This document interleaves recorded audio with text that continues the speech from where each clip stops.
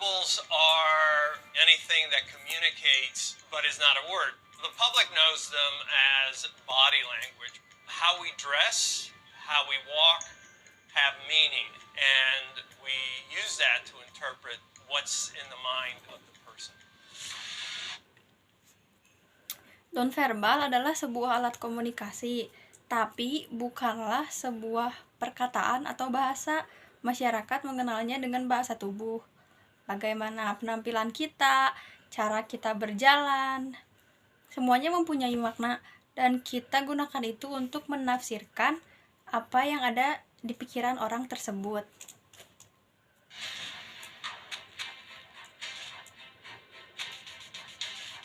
My name is Joe Navarro, and for 25 years I was a special agent with the FBI. My job was to catch spies. Most of my career...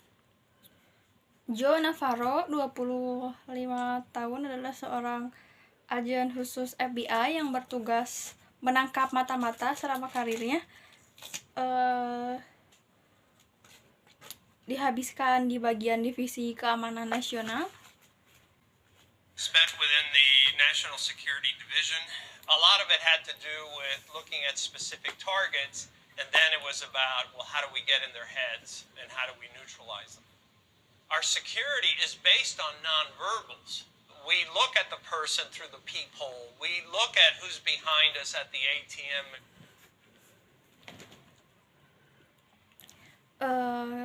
Kita melihat target tertentu dan juga kita itu lihat dari bagaimana cara mereka berpikir, kita melihat melalui emang ngaco pisan lah. Ya makanya cek orang kebacanya bahasa Inggris na. Bener-bener ngaco geuning pas dibaca teh. Nah, cek orang tanya. Beda kan artinya. Jadi per kata gini di Google Translate mah lain per kalimat. Kan ai kata jeung kalimat beda kan? Beda. Misalkan ayeuna naon misalkan. Kalau gitu.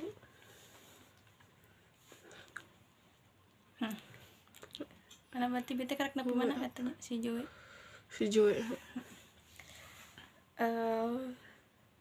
We know from the research that most of us select our mates based on nonverbal. So we may think we're very sophisticated, but in fact, we are never in a state where we're not transmitting information.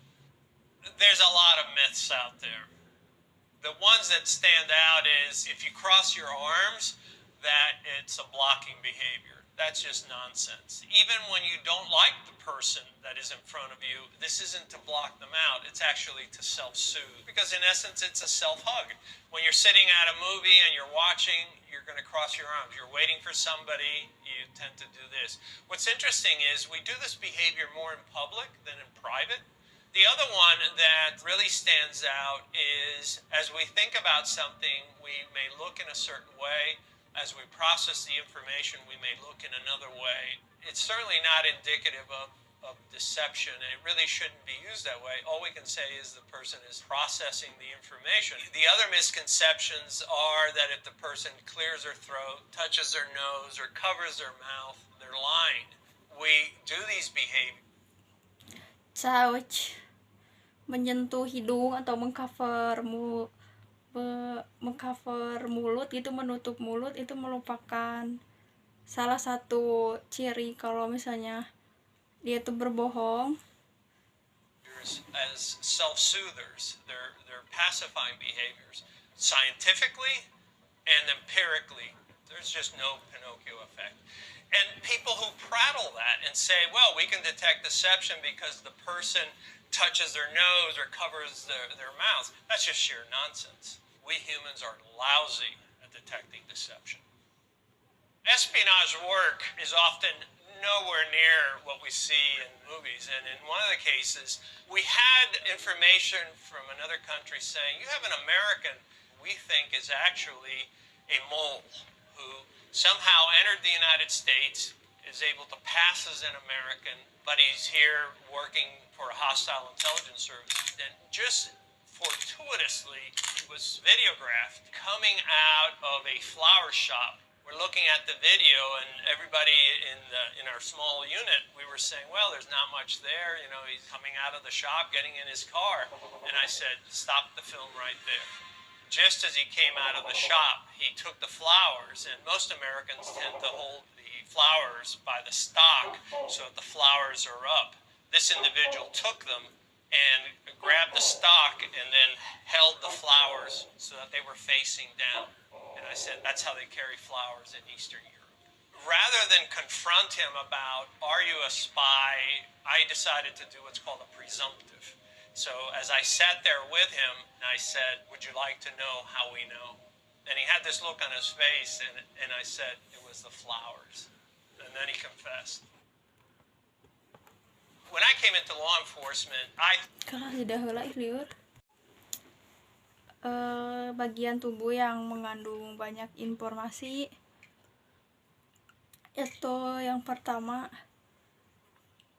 bibir, lalu ada juga lidah. Itu bisa menyembunyikan sesuatu. the confession. It's really about FaceTime. In my 25 years in the FBI, it was a rarity that a person didn't eventually reveal what I needed to know, because we would sit down and have these very lengthy conversations. I look at behaviors to do an assessment. What is this person transmitting in relations to any stimuli? My further questioning comes from my observing these behaviors. The first thing I look at is I look at the hair. Does it look healthy? Does it look well groomed? The forehead is very interesting. Yang pertama dilihat adalah rambut, apakah itu terlihat sehat, apakah itu terlihat bagus, dan juga jidat, apakah itu terlihat menarik. Because a lot of times we reveal stress. A lot of the things that we have gone through life are often etched in the forehead. I look at the eyes to see if they're red. Karena setiap kali kita berpikir, tentunya stres akan terlihat di jidat kita. Or not enough sleep. The small area here between the eyes called the glabella, it's one of the first areas that reveals information to us. Most often when we don't like something, we do that bunny nose of I don't like. We don't really know what our lips look like. And we tend to compress them. When something bothers us, when something really bothers us, we tend to suck them in. Lalu juga ada mata, apakah matanya merah, berarti itu menandakan jika dia kekurangan tidur. Lalu ada antara area mata dengan namanya glabella, itu adalah yang menginformasikan bahwa kita suka atau tidak terhadap sesuatu.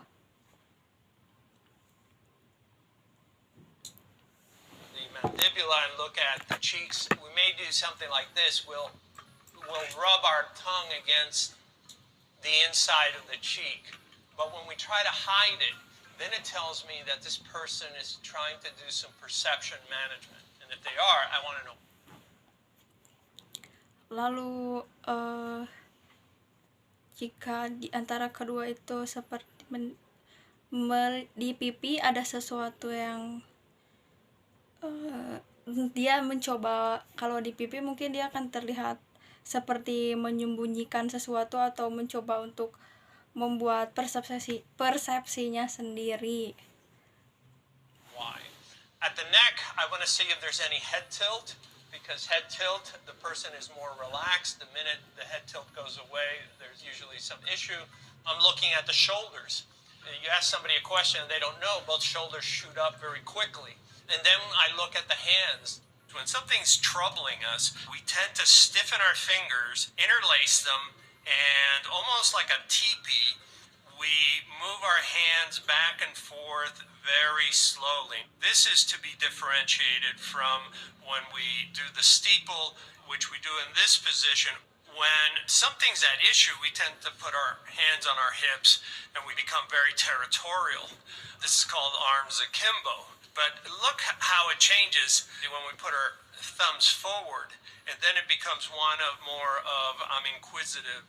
But I also look for any behaviors of ventilating, because men tend to ventilate at the neck, and we do at the very instant something bothers us.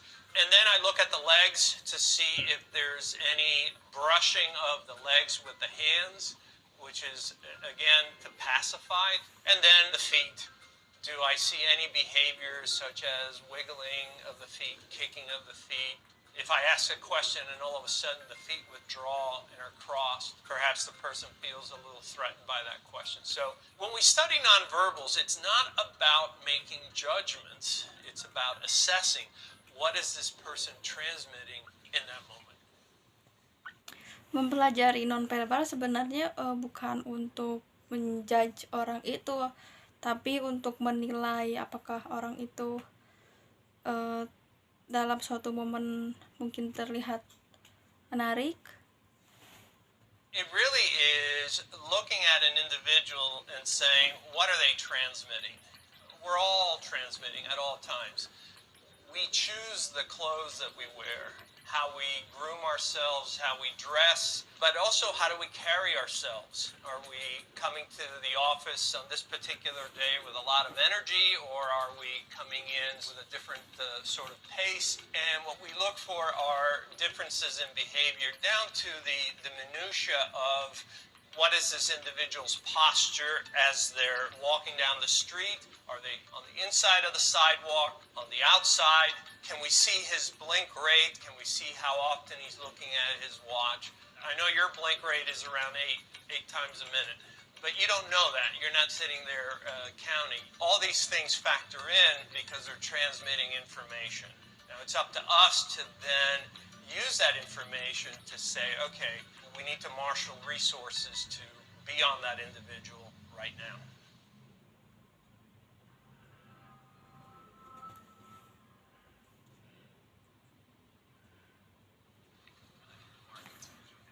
So in most Western cultures, the first time people touch is when they shake hands.